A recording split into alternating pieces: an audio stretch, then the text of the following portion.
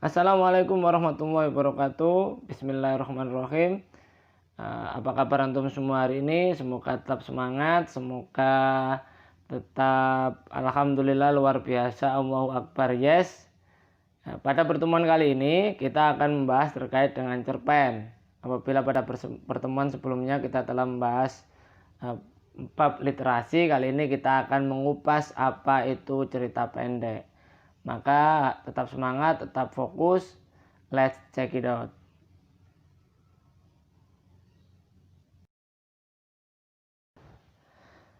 Cerpen atau cerita pendek merupakan potret kehidupan sehari-hari yang direkam dalam kata-kata. Isinya tidak hanya berupa cerita yang bersifat imajinatif, tetapi juga memuat nilai-nilai kehidupan seperti nilai sosial, budaya, agama, moral, dan gambaran perilaku manusia lainnya. Sebagai contoh, cerpen dapat menyajikan kehidupan remaja yang syarat dengan nilai persahabatan atau nilai kehidupan lainnya.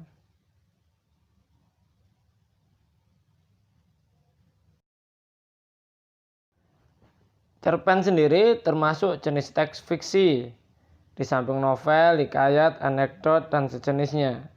Dibandingkan dengan jenis teks fiksi lainnya, cerpen merupakan teks yang paling digemari dan bahkan sudah begitu akrab bagi para siswa.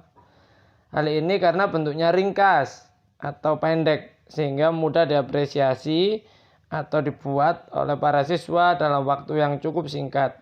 Di samping tema-temanya yang ringan dan menyangkut kehidupan sehari-hari. Unsur pembangun cerpen yang pertama adalah unsur intrinsik atau unsur dalam. Nah, unsur ini terdiri dari 6 hal. Yang pertama adalah tema. Nah, tema ini merupakan gagasan pokok atau ide pokok sebuah cerita. Pada umumnya, tema dibagi menjadi dua, yakni tema yang dapat langsung terlihat jelas di dalam cerita tanpa harus menghayati ceritanya, dan tema yang tidak langsung terlihat jelas, yakni pembaca harus menyimpulkan sendiri tema yang terkandung dalam cerita tersebut atau yang disebut juga tersirat. Yang kedua itu adalah alur. Alur adalah jalan cerita dalam sebuah karya sastra. Secara garis besar, alur dalam cerita pendek dapat digambarkan sebagai berikut. Yang pertama adalah perkenalan, yang kedua komplikasi, terus klimaks, terus yang terakhir adalah penyelesaian dari masalah. Nah, ini untuk alur nanti kita akan membahas lebih dalam di pertemuan berikutnya.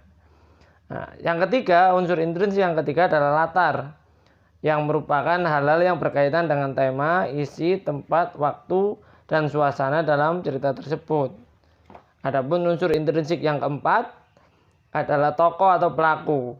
Tokoh merupakan pelaku dalam sebuah cerita. Nah, ini biasanya karakter tokoh dalam cerita pendek ada 3 jenis, yakni pertama adalah tokoh protagonis, tokoh utama dalam sebuah cerita, atau tokoh yang memerankan peran menjadi orang baik. Yang kedua adalah tokoh antagonis, lawan dari tokoh utama, atau tokoh yang biasanya memerankan peran menjadi orang jahat.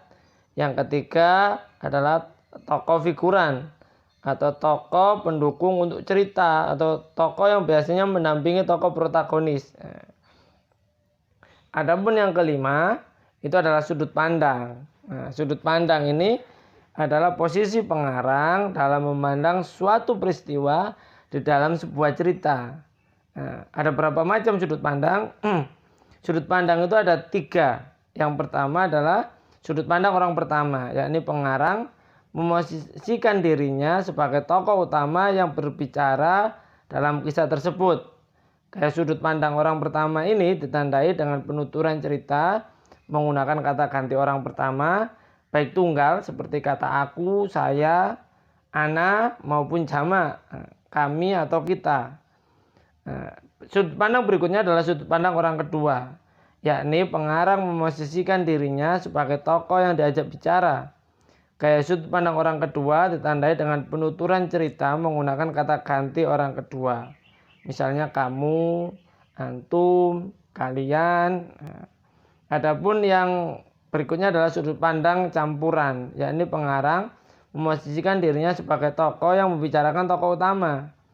Gaya sudut pandang campuran ditandai dengan penuturan cerita yang menggunakan kata ganti orang ketiga, orang yang dibicarakan.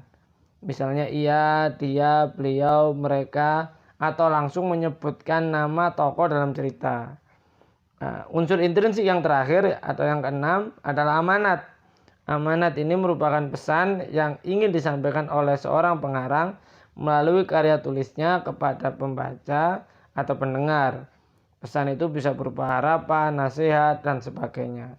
Nah, itulah kurang lebih apa yang kita kenal sebagai unsur intrinsik cerpen.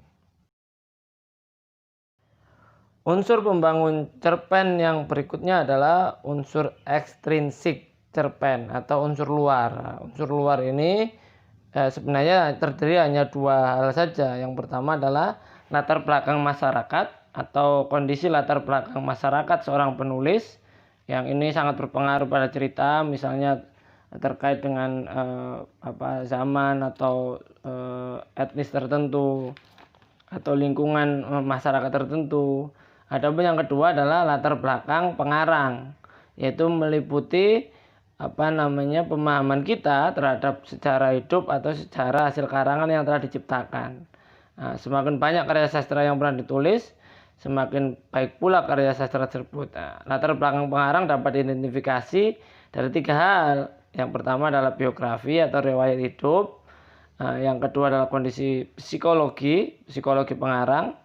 Yang ketiga adalah aliran sastra yang memberikan pengaruh besar pada gaya penulisan yang dipakai oleh penulis tersebut dalam menciptakan karya sastra. Ini demikian karya unsur pembangun luar atau unsur ekstrinsik cerpen. Demikian yang bisa Bapak sampaikan dalam pertemuan kita kali ini. Kita akan berjumpa pada pertemuan berikutnya dengan bab yang sama, yaitu masih mempelajari cerpen. Ingat baik-baik, kata kunci untuk pertemuan berikutnya adalah fiksi adalah cara terbaik untuk menceritakan sebuah fakta. Apa itu kata kuncinya? Fiksi adalah cara terbaik untuk menceritakan sebuah fakta. Terima kasih. Salam tamat dibalik tetap tamat. Assalamualaikum warahmatullahi wabarakatuh.